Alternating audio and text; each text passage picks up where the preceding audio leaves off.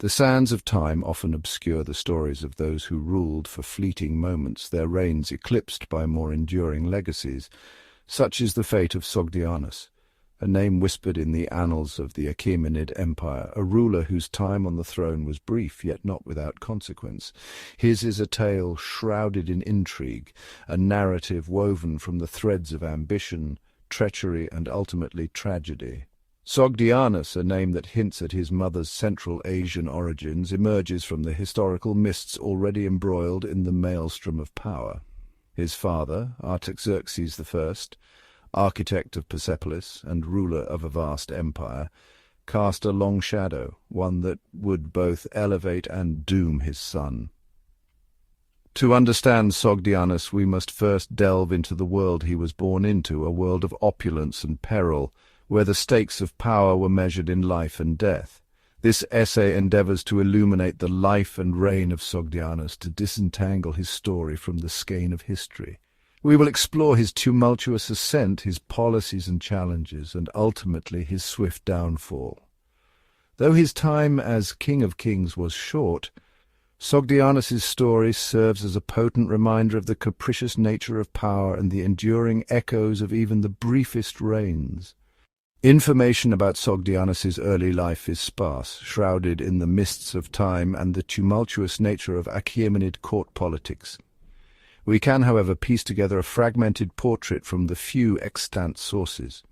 Born to Artaxerxes I and one of his concubines, a Sogdian woman whose name is lost to history, Sogdianus carried a unique position within the royal family. His father, Artaxerxes I, enjoyed a long and prosperous reign, marked by relative stability and prosperity. The grand edifice of Persepolis, still under construction during Sogdianus's youth, stood as a testament to the empire's wealth and his father's ambition. Yet beneath the veneer of imperial grandeur, courtly life seethed with intrigue. Sogdianus, as a son of the king but not of the primary queen, would have been acutely aware of the precarious nature of his position.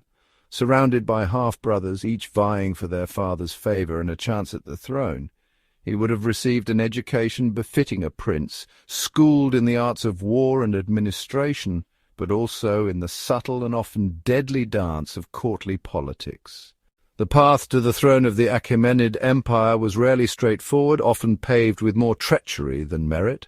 Artaxerxes I, in an attempt to forestall potential conflicts, named his eldest son Xerxes II as his heir apparent. However, this did little to quell the ambitions simmering within the royal court. Upon Artaxerxes' death in 465 BC, Xerxes II ascended to the throne. However, his reign was remarkably short-lived. Ancient sources, often fragmentary and coloured by the biases of the victors, tell of a swift and brutal coup led by Sogdianus himself. Whether driven by naked ambition or a belief in his own right to rule, Sogdianus seized the opportunity, orchestrating the assassination of his half-brother after a mere 45 days on the throne. This act, however, would prove to be a double-edged sword. While it secured Sogdianus the throne, it also painted a target on his back. The brutal usurpation alienated many within the court, sowing the seeds of discontent and rebellion that would ultimately lead to his downfall. With Xerxes II eliminated, Sogdianus moved swiftly to consolidate his power. He ascended the throne, adopting the title of King of Kings, a declaration of his absolute authority over the vast Achaemenid Empire. His coronation, undoubtedly a lavish affair meant to legitimize his rule, would have been attended by representatives from every corner of the empire, from the sun-baked plains of Persia to the fertile Nile Valley. However, the spectre of his brother's murder hung heavy over the festivities.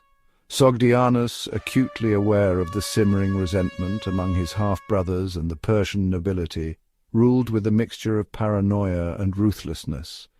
He sought to secure his position by consolidating his power base, appointing loyal followers to key positions within the administration and the military. Yet these measures proved insufficient to quell the growing unrest. His other half-brother, Ochus, a skilled general and shrewd politician, openly questioned the legitimacy of Sogdianus's rule, declaring his intention to avenge Xerxes II and claim the throne for himself. A shadow had fallen over Sogdianus's reign, one cast by the spectre of rebellion and the insatiable hunger for power that coursed through the veins of the Achaemenid dynasty. Sogdianus, the Shadow King, met his end in a manner befitting his tumultuous reign. His death marked the end of an era, a chapter closed in the annals of history. The circumstances surrounding his demise were as shrouded in mystery as his life, leaving behind a legacy that would be debated by historians for centuries to come. The rebellion led by Ocus, who would later be known as Darius II, gathered momentum, fueled by the discontent that had simmered under Sogdianus's rule. As Ocus's forces closed in, Sogdianus found himself increasingly isolated, his once loyal followers abandoning him in favor of the rising power. In a final act of betrayal, Sogdianus was captured by his own men and handed over to Ocus. The fate that awaited him was grim. According to ancient accounts, Sogdianus was executed by being suffocated in ashes, a method both cruel and symbolic, representing the extinguishing of a brief, turbulent reign. His death did not bring the peace he might have hoped for in his last moments. Ocus, now Darius II, ascended the throne, but the cycle of intrigue, betrayal and bloodshed that characterized the Achaemenid dynasty continued unabated. Sogdianus's death was a stark reminder of the perils of power and the transient nature of kingship in the ancient world. As history looks back upon the reign of Sogdianus, it sees a ruler caught in the relentless tides of ambition and vengeance.